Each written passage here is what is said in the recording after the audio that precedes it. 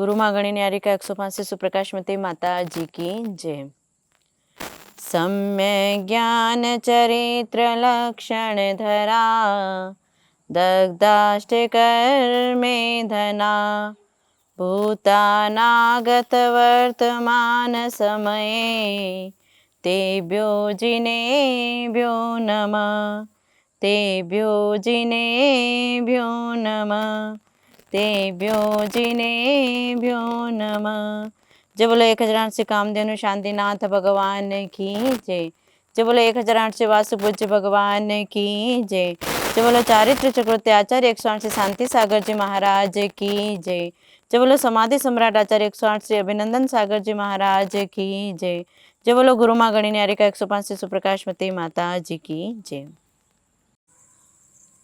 आज के इस वर्तमान युग में हर व्यक्ति हाई एजुकेशन प्राप्त करना चाहता है, और जिस व्यक्ति ने अपने जीवन में एजुकेशन प्राप्त नहीं किया, उसका एक ख्वाब रहता है कि मेरा बच्चा या मेरी बेटी वो हाई एजुकेशन प्राप्त करे।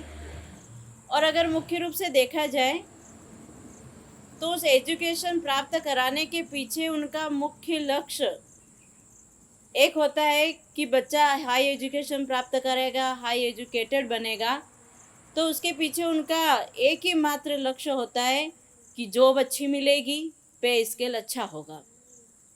लेकिन जॉब अच्छी होगी और पे स्केल अच्छा होगा, इसके लिए बच्चों को बचपन से लगाकर उस एजुकेशन, उस शिक्षा प्राप्त कराने में लगा देते हैं। माँ बाप का पूरा जोर होता है कि तुम अच्छा पढ़ो, अच्छा करो। अगर अच्छा नहीं पढ़ोगे तो आगे जॉब अच्छी नहीं मिलेगी, और जॉब अच्छी नहीं मिलेगी तो आपका पे स्केल अच्छा नहीं होगा। लेकिन आपको एक बात बता देना चाहती हूँ, आदिनाथ भगवान जब उनके पुत्र हुए और उनकी पुत्रियाँ हुई तो उन्होंने सबसे पहले शिक्षा की प्रणाली उन्होंने चलाई। अपने पुत्रों को भी शिक्षित किया और अपनी पुत्रियों को भी शिक्षित किया। कुछ लोग कहते हैं हम बेटियों को पढ़ाने का बेड़ा उठा के चल रहे हैं, हम बेटियों को आगे बढ़ाने का बेड़ा उठा के चल रहे हैं, लेकिन ये बेड़ा तो सबसे पहले आदिनाथ भगवान ने उठाया। उन्होंने अपने पुत्रों को भी शिक्षित किया, एजुकेशन दिया और अपनी पुत्रियों को भी दिया।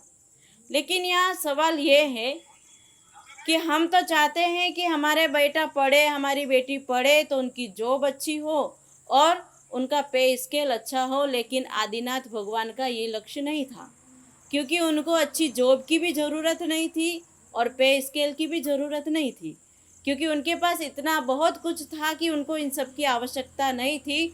फिर भी उन्होंने एजुकेशन, उन्होंने शिक्षा पर जोर दिया। आखिर क्यों? क्योंकि उनके पीछे उनका लक्ष्य था, उनका एक टारगेट था, उनका अपनी एक सोच थी कि शिक्षा सिर्फ जॉब ही नहीं दिलाती, शिक्षा सिर्फ पैसा ही नहीं दिलाती, शिक्षा तो इंसान को 3 चीज़ों से दूर करती है। एक तो विकृति से दूर करती है, एक विलासिता से दूर करती है और एक व्यसन से दूर करती है। हर व्यक्ति विकृति से भरा हुआ होता है। आज हम देखें कि जो एजुकेटेड हो जाते हैं, बड़े पढ़े लिखे हो जाते हैं, ऊंची ऊंची पढ़ाइयाँ कर लेते हैं, शिक्षा प्राप्त कर लेते हैं, उनको लगता है कि हम सबसे होशियार हैं, हम सबसे बुद्धिमान हैं, और उनकी सोच की वजह से उनके जीवन में विकृतियाँ आ जाती हैं। अविवेक की विकृति आ जाती है, अविनय की विकृति आ जाती है, अनादर की विकृति आ जाती है। वो मूल्य नहीं कर पाते अपने माता पिता का। कई बच्चे अपने माँ बाप को ये कह दिया करते हैं कि आपको समझ में नहीं आता, आप बैठ जाइए, आपको पता नहीं चलता, आप बैठ जाइए। लेकिन उन बच्चों को समझना चाहिए कि बुद्धि तो एक तरफ है और अनुभव एक तरफ है। हमेशा बुद्धि के आगे, अनुभव के आगे हमेशा बुद्धि हारती रही है। इसीलिए जो शिक्षा, अच्छी शिक्षा हम जिसे कहते हैं, अच्छी शिक्षा अगर किसी को कहा जाए तो वो शिक्षा होती है जो हमें विकृति से दूर करे, जो हमें अनादर से दूर करे, जो हमारे मन में अंदर अविनय का भाव भर गया उससे दूर करे, वो एक अच्छी शिक्षा कहलाती है। दूसरी जो शिक्षा होती है, अच्छी शिक्षा होती है, वो विलासिता से दूर करती है। आज हम देखते हैं कि अपने माँ बाप अपने बच्चों को किसी भी चीज़ से किसी भी सुविधा से दूर रखने की कोशिश नहीं करते हैं। वो हमेशा सोचते हैं कि ये मांगा है बच्चे ने तो ये दे दे, ये चीज़ की आवश्यकता है तो ये दे दे। लेकिन उन माँ बाप को ध्यान देना होगा कि विलासिता से दूर करे, वो सच्ची और अच्छी शिक्षा कहलाती है। अगर अपने बच्चों को जो मांगा वो देते जाएंगे तो बच्चा कमज़ोर हो जाएगा।